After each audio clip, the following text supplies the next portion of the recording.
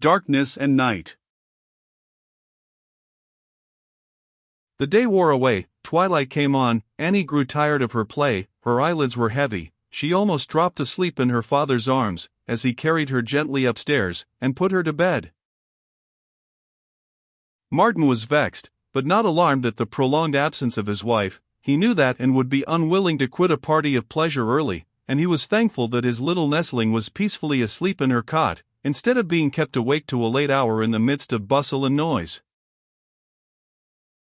It was not till twilight had given place to night, and storm and rain had come on, that Martin became uneasy and restless.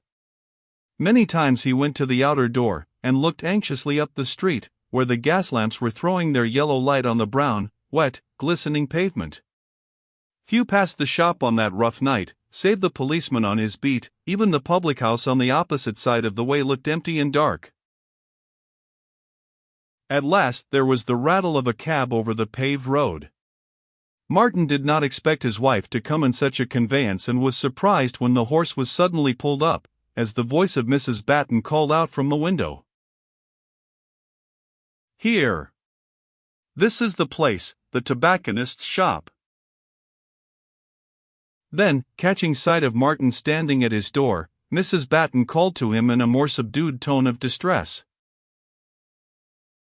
"Oh, Mr. Laver, for mercy's sake come and help her. Gently, gently, we shall hardly be able to get her out of the cab." "What has happened?" exclaimed Martin, scarcely able to utter the question. Mrs. Batten's tone had sent such a chill of dread to his heart, as he threw open the door of the cab. "Steamer's racing, boiler burst, she is frightfully scalded. We took her to a chemist's, where her hurts were dressed, but she moaned and prayed to be taken home. I thought she'd have died on the road."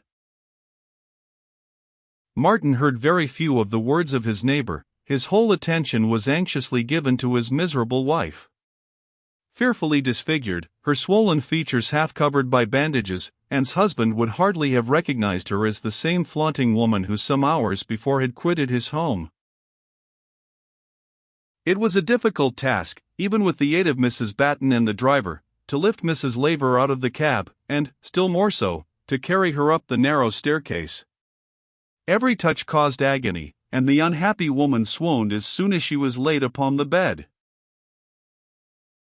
"She ought to have been taken to the infirmary, I said she ought," cried Mrs. Batten, but she would hear of no place but home.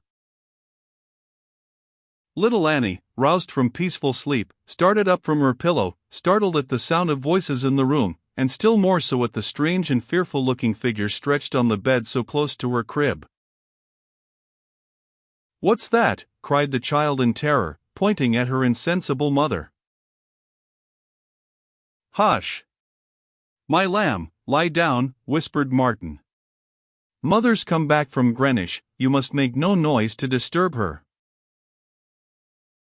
Even in that hour of distress Martin thanked God from his heart that his child had not shared the fate of her parent.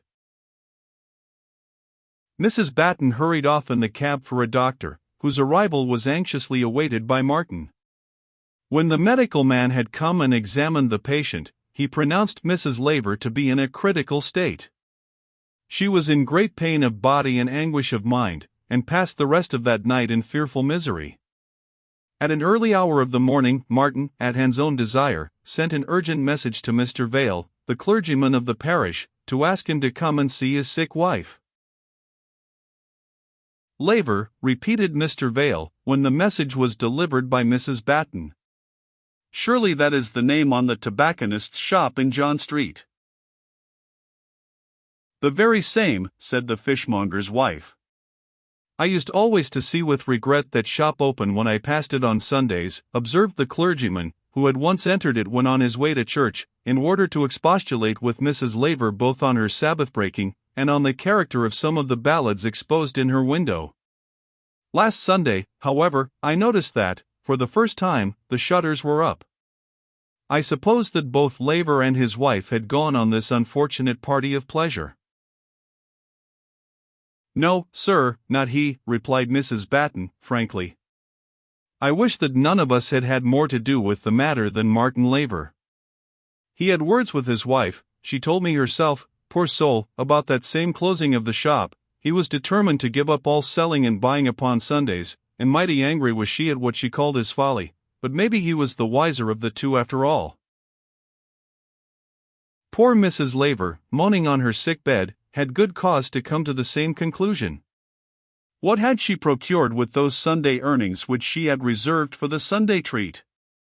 A few hours of boisterous pleasure, to be followed by many weeks of pain. And sickness drew poverty after it, for Martin's time was necessarily so much taken up with nursing his wife, and attending to their child, that business was much neglected, while illness brought many expenses. And Laver had to pay a very dear price indeed for her frolic down the river, undertaken against the will of her husband. But this, it may be said, was quite accidental, and might have broken the fourth commandment every Sunday in her life, and yet have been never the worse. No, never believe that, my reader, all money unlawfully earned may be called Satan's loan, and at one time or other, a fearful amount of interest has to be paid for every farthing thus borrowed. Lightly won, lightly gone, says the proverb, but this expresses but half of the truth. Ill-gotten money not only seems to slip through the fingers, but it leaves a brand on the soul, and a fearful debt on the conscience. An account is kept, and all must be paid for in this world, in the next, or in both. Asterisk. Christ has paid all debts of his saints. Let not only the godless rich, but the godless poor, the thief, the Sabbath breaker, the wretched earner of the wages of sin pause and reflect on this awful sentence, written in God's holy book: your gold and silver is cankered, and the rust of them shall be a witness against you, and shall eat your flesh as it were fire. Ye have heaped treasure together for the last days. James v. 3